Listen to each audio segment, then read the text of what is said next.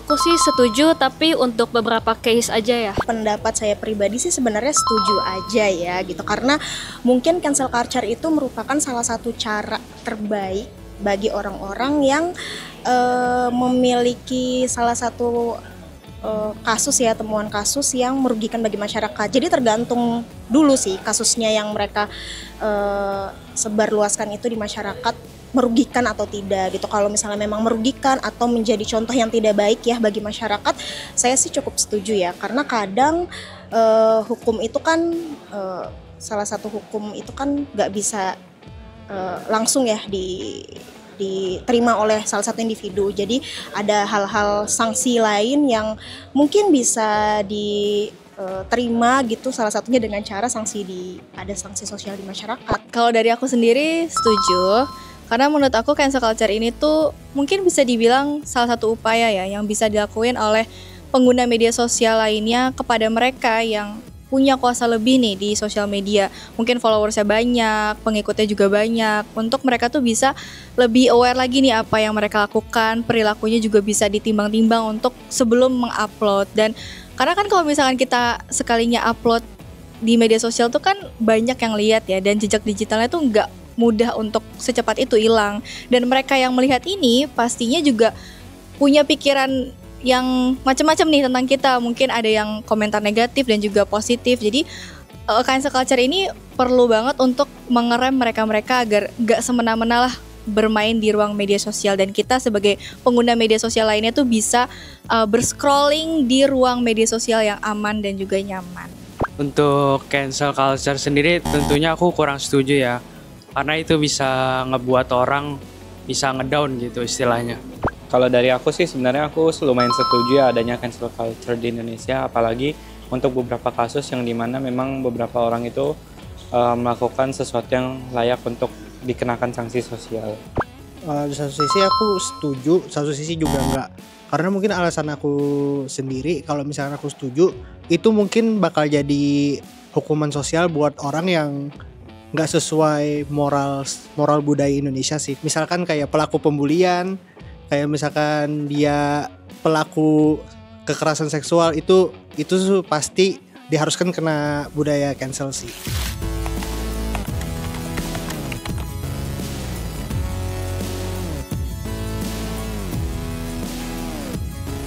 Menurut aku untuk cancel culture ini bagus sih kalau misalnya kayak seseorang atau influencer melakukan kesalahan yang emang udah nggak bisa ditoleransi atau udah kelewatan ya. Jadi dianya juga bisa belajar dari sanksi sosial masyarakat. Mungkin bukan menghukum ya, mungkin menjadi salah satu cara ya bagi individu tersebut yang dianggap merugikan masyarakat itu bisa refleksi atau mengevaluasi dirinya sendiri sih. Jadi bisa lebih berhati-hati dalam bersikap, berpendapat atau berbicara gitu ya, termasuk ke publik ya, karena kan sekarang akses sosial media ataupun website apapun itu dapat didapatkan dengan gampang gitu ya, diakses dengan mudah. Kenapa ini bisa dibilang menghukum kreator? Karena ya mereka tuh bisa besar namanya tuh nggak karena mereka sendiri, karena ada orang-orang yang membantu mereka juga nih untuk namanya tuh bisa naik, entah itu brand, entah itu UMKM lainnya yang di endorse dan dipakai lah atau di brand ambasadorkan dengan mereka ini. Jadi menurut aku ini juga bisa dibilang salah satu upaya untuk menghukum kreator ya, karena ya itu mereka tuh nggak bisa semena-menanya loh untuk berperilaku di media sosial, walaupun mereka ini yang tadi contohnya ini tuh mereka kasusnya itu bukan mengupload di media sosial, tapi kan lebih ke perilakunya ya. Nah itu lebih ke warning aja sih ke mereka, karena mungkin mereka tuh bukan seorang orang yang biasa dan mereka juga udah nggak bisa ngelakuin hal segampang itu gitu. Cancel culture sih yang aku tahu tuh ya dia kayak menyudutkan satu pihak ya. Jadi pihak tertentu bisa salah ngomong, nanti dia terkena semacam sanksi sosial kayak gitu. Kalau dari saya, memang ada beberapa influencer yang terkena cancel culture dan menurut saya itu layak-layak saja. Apalagi kalau misalnya itu bukan dijadikan sebagai bahan hukuman saja, tetapi juga sebagai bahan perkembangan untuk media di Indonesia. Menurut aku budaya cancel sendiri itu mungkin kalau misalkan konten kreatornya tuh nggak sesuai yang aku tadi yang aku jawab di pertanyaan 1, itu misalkan dia gak sesuai moral, itu mungkin diharuskan kena hukuman sosial. Kayak misalkan dia selingkuh, atau misalkan mengemudi pas mabuk, atau dia pelaku bullying, itu mungkin diharuskan kena cancel. Kalau misalkan nggak setujunya tuh dia sampai nggak nganggap artis itu ada gitu loh. Misalkan dia artisnya muncul di publik, itu sampai nggak dianggap ada, sampai dia artisnya tuh mungkin berakibat mental dia kena, sampai nggak ada ruang untuk dia berubah ke lebih baik, itu baru itu bakal jadi negatif.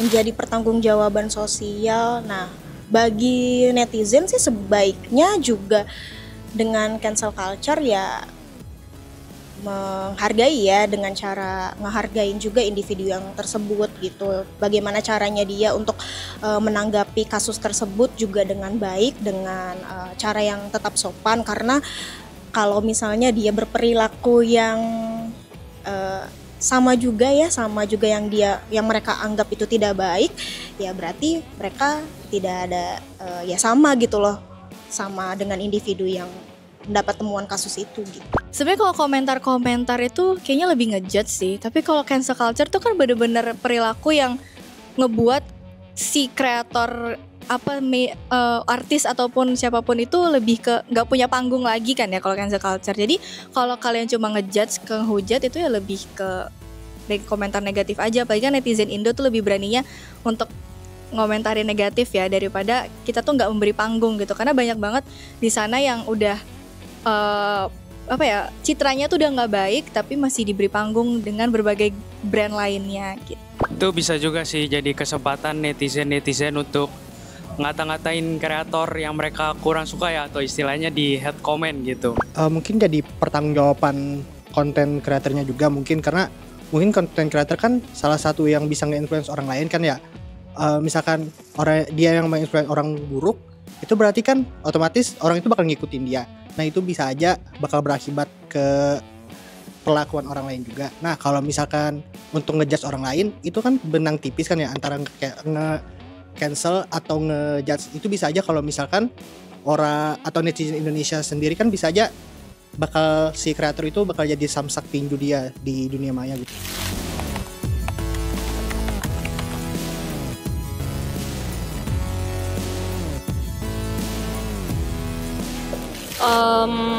Kayaknya belum pernah sih kalau untuk aku.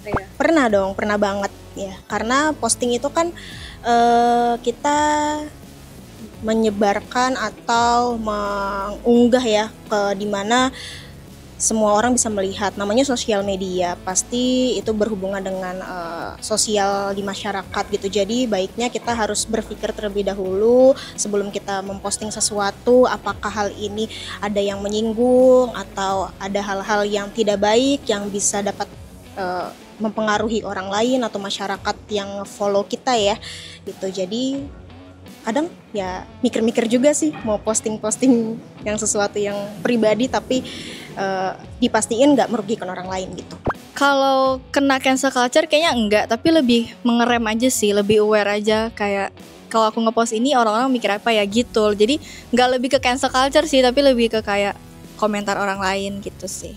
Tentunya pernah, tapi dari situ sebenarnya lebih belajar ke gimana sih kita menyampaikan sesuatu yang ingin kita sampaikan tanpa menyinggung orang lain.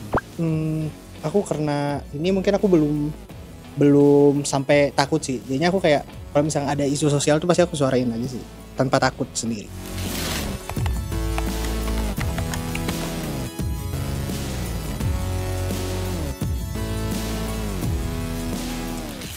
Kalau dari aku mungkin akan minta maaf ya yang pertama, lalu kalau sebagai influencer melakukan klarifikasi dan juga untuk kedepannya nggak diulangin lagi sih.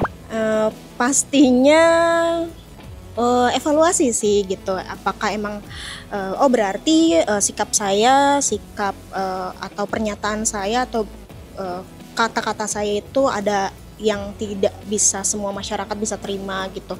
Jadi evaluasi, refleksi dan penyesuaian ya gitu terhadap masyarakat. Oh berarti memang masyarakat ini tidak ada masyarakat tertentu yang tidak bisa nih menerima pendapat atau perilaku yang sudah saya lakukan.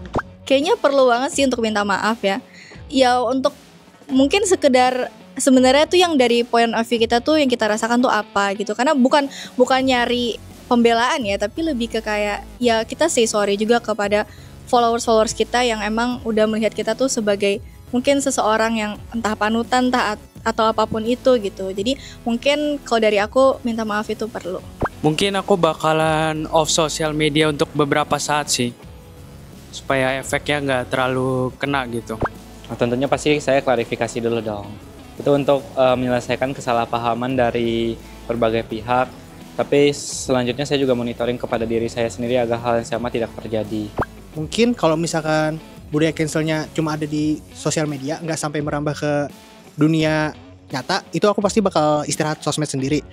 Kalau misalkan udah sampai merambah ke dunia nyata, kalau misalkan amit-amit kena kiriman bunga atau sampai ancaman bunuh diri atau apapun, itu pasti aku bakal minta cari bantuan terdekat ke psikolog atau apapun gitu.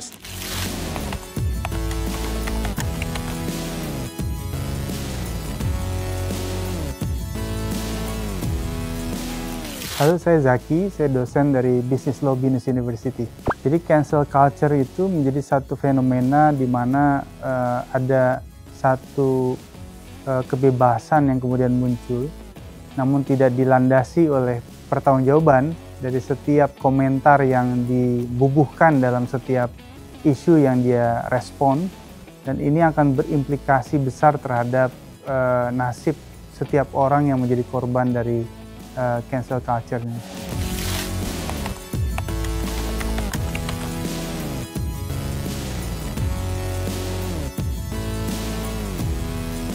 Ya, kebebasan berekspresi itu sebenarnya dia ditempatkan pada soal bagaimana memberikan pendapat soal kebijakan publik yang kemudian ada gitu ya.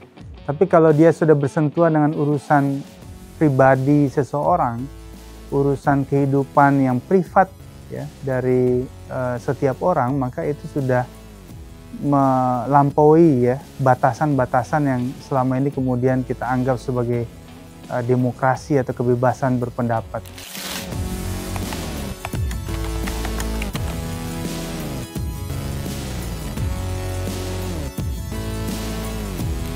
Ya, memang kalau kita bicara soal cancel culture ini, itu berkaitan dengan beberapa hal ya.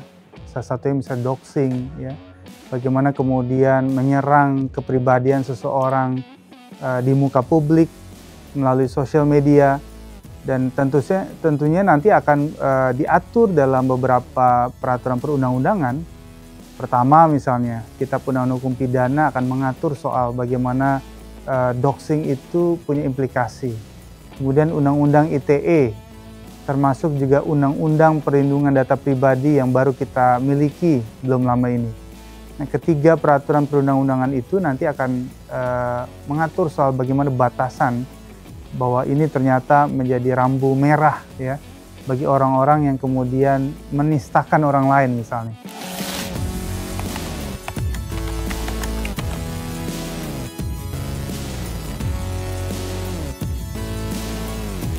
Kalau kemudian negara tidak secara tegas menegakkan ius constitutum, aturan hukum yang berlaku sekarang, maka akan begitu banyak ya perorangan, kelompok, institusi yang terorganisir dibayar misalnya untuk sekedar menghancurkan reputasi orang. Di China misalnya sekarang, seorang influencer itu diatur sedemikian rupa. Dia tidak bisa kemudian membuat sensasi yang menyebabkan misalnya kerugian bagi banyak orang.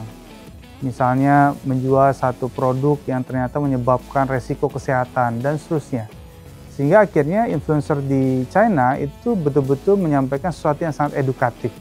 Nah, kalau dalam konteks Indonesia ingin menghadirkan satu ekosistem bersosial media yang tertib, maka harus ada tindakan yang tegas. akun itu bisa dibuat kapanpun mereka mau. Tapi kalau negara bisa mendeteksi bagaimana cara membuat akun-akun baru yang tidak bermartabat, maka saya pikir itu bisa direduksi luar biasa.